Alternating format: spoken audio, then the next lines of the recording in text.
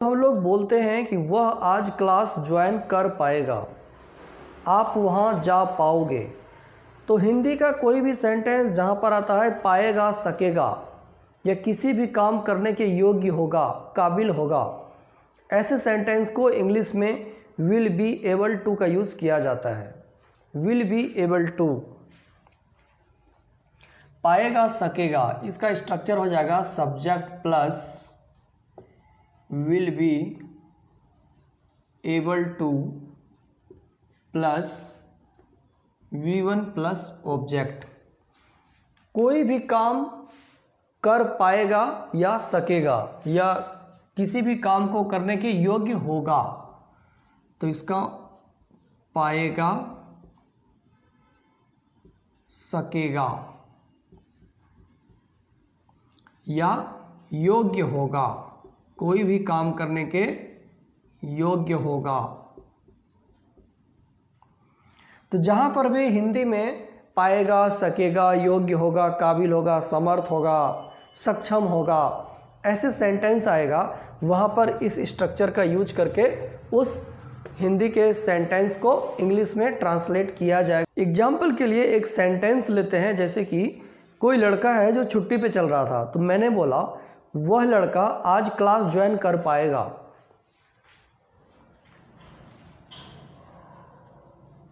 वह लड़का आज क्लास ज्वाइन कर पाएगा।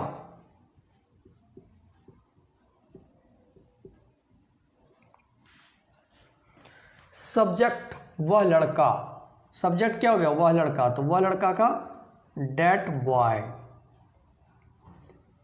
विल बी एबल टू, ये पूरा आ जाएगा, विल बी एबल टू, ये एक हेल्पिंग वर्ब है। That boy will be able to plus V1 plus object. V1 क्या है इसमें, ज्वाइन करना। ज्वाइन करना का क्या होता है, ज्वाइन ही होता है। एंड ऑब्जेक्ट क्या है, क्लास। Join the class. अब इसमें बच क्या गया, आज, तो जो बच गया वो लास्ट में, today. That boy will be able to join the class today, वह लड़का आज क्लास ज्वाइन कर पाएगा, या वह लड़का आज क्लास ज्वाइन करने में सक्षम होगा, क्योंकि अब वह ठीक है। तो जब हम इंग्लिश में बोलेंगे तो बोलेंगे that boy will be able to join the class today. आप इंग्लिश बोल पाओगे, you will be able to speak English. वे लोग, देखिए, वे लोग किताब पढ़ पाएंगे।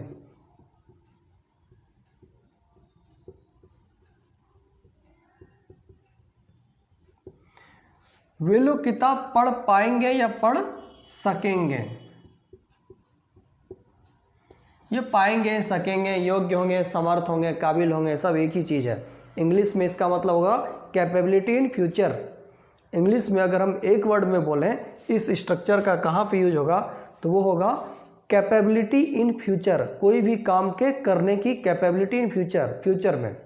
तो उसके लिए हिंदी में काफ़ी सारे पर्यायवाची होते हैं, पाएगा, सकेगा, समर्थ होगा, सक्षम होगा। तो हमें इस पर ध्यान नहीं देना है। जो भी सेंटेंस होगा, अगर हमें उसमें पता लगे कि कैपेबिलिटी इन फ्यूचर की बात कर रहा है, तो विल बी एबल टू का यूज करेंगे, सिंपल। हिंदी में कुछ भी लिखा हो, वे लोग किताब पढ़ पाएंगे। सब्जेक्ट इसमें क्या है, वे लोग। वे लोग का होता है they. Will be able to, they will be able to plus V1 plus object. V1 क्या है, पढ़ना। क्या पढ़ना, किताब। तो पढ़ना का हो जाएगा रीड, द लगेगा और ऑब्जेक्ट हो गया किताब, तो किताब का होता है book. They will be able to read the book, they will be able to read the book, वे लोग किताब पढ़ पाएंगे। मैं आज उसके घर जा पाऊंगा, मैं आज उसके घर जा पाऊंगा। सब्जेक्ट इसमें मैं का हो गया I will be able to, I will be able to plus V1 क्या है, जाना, गो। ऑब्जेक्ट क्या है, उसके घर। देखिए मैं का हो गया I, will be able to मतलब पाऊंगा, गो जाना, क्या बच गया, आज उसके घर। तो आज जो है ये टाइम है, उसके घर क्या हो गया, object, V1 plus object, V1 हमने गो कर दिया है, ऑब्जेक्ट क्या है, उसके घर। तो उसके घर का होता है हिज होम, हिज होम। कब, आज की बात कर रहा हूं, today. I will be able to go his home, मैं आज उसके घर जा सकूंगा। आप कल यहां आ पाओगे, you will be able to come here tomorrow. वे लोग आज इंग्लिश बोल पाएंगे, they will be able to speak English today. या वे लोग अभी इंग्लिश बोल पाएंगे, they will be able to speak English now. Negative sentence देखते हैं जहां पर फ्यूचर में कैपेबिलिटी नहीं होगी। नॉट कैपेबिलिटी इन फ्यूचर मतलब वे लोग आज यहां नहीं आ पाएंगे।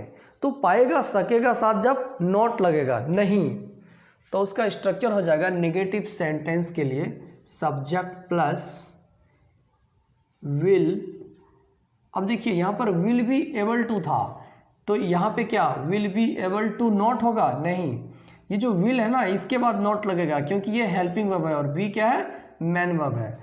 तो कभी भी जो नॉट लगता है वो हेल्पिंग वर्ब के बाद लगता है, मैन वर्ब के बाद नहीं लगता है, इसलिए इसमें हेल्पिंग वर्ब क्या है, विल। तो subject plus will plus not plus ये सारा कुछ एज इट इज आ जाएगा, तो B able to plus V1 plus object. इसका मीनिंग होगा नहीं पाएगा, कोई भी काम नहीं कर पाएगा, नहीं पाएगा या सकेगा। जैसे कि वे लोग आज यहां नहीं आ पाएंगे। देखिए एग्जाम्पल के लिए, वे लोग आज यहाँ नहीं आ पाएंगे। वे लोग आज यहाँ नहीं आ पाएंगे, सब्जेक्ट क्या है, वे लोग का होता है दे, दे के बाद लगेगा विल, विल, दे विल, उसके बाद नॉट, तो हमने नॉट लगा दिया। अब आएगा be able to, be able to plus V1 plus object. हमेशा हमें ध्यान देना है कि V1 एंड ऑब्जेक्ट क्या है, बाकी का स्ट्रक्चर तो वही रहेगा, चेंज क्या हो जाना है, चेंज होना है subject and V1 plus object, बाकी ये तो सारा कुछ वही रहेगा। ये जो हेल्पिंग वर्ब है will be plus able to, तो हर सेंटेंस में वही रहेगा। तो हमें ध्यान देना है सब्जेक्ट वर्ब एंड ऑब्जेक्ट क्या है। इसमें सब्जेक्ट क्या है, वे लोगों का दे हो गया, and V1 plus object, V1 क्या है, आना, आना का होता है कम, एंड ऑब्जेक्ट क्या है, यहाँ, तो कम हियर। अब देखिए इसमें सब्जेक्ट हो गया दे, V1 हो गया कम, ऑब्जेक्ट हो गया हियर। अब इसमें क्या बच गया, आज, जो बचा वो लास्ट में today.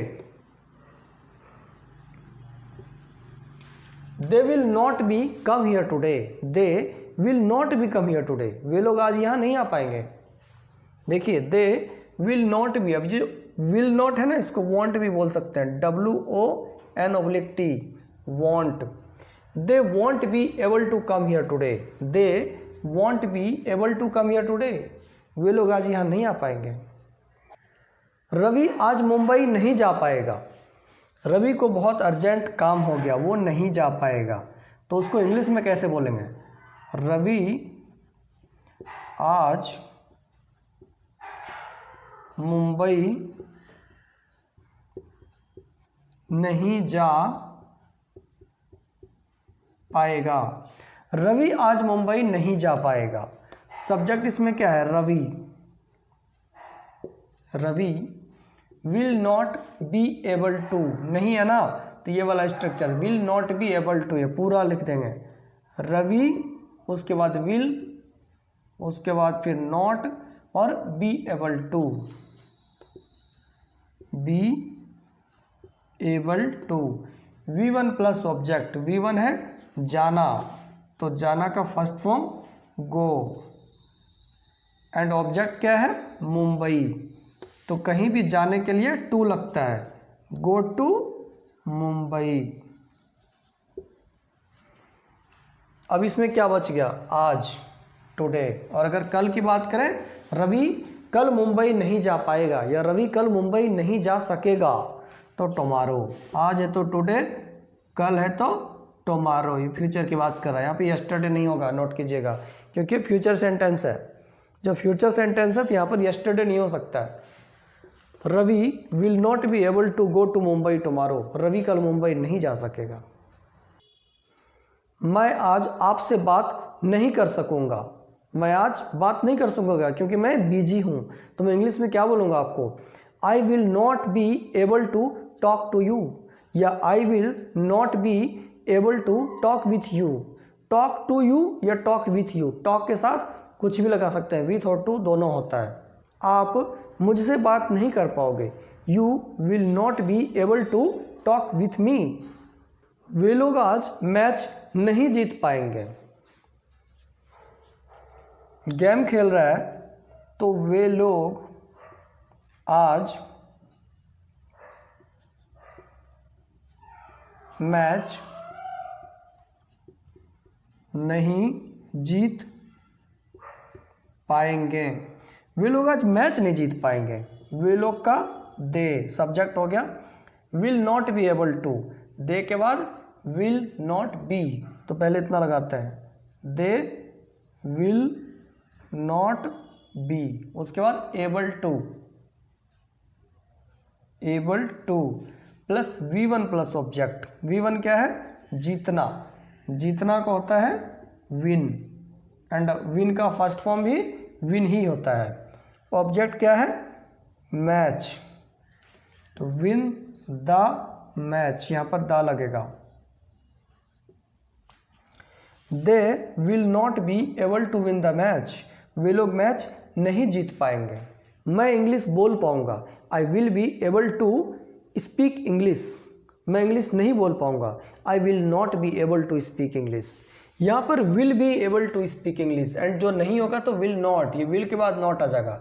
I will not be able to speak English. He will not be able to read the book. वह किताब नहीं पढ़ पाएगा। वह नदी में नहीं तैर पाएगा। He will not be able to swim in the river.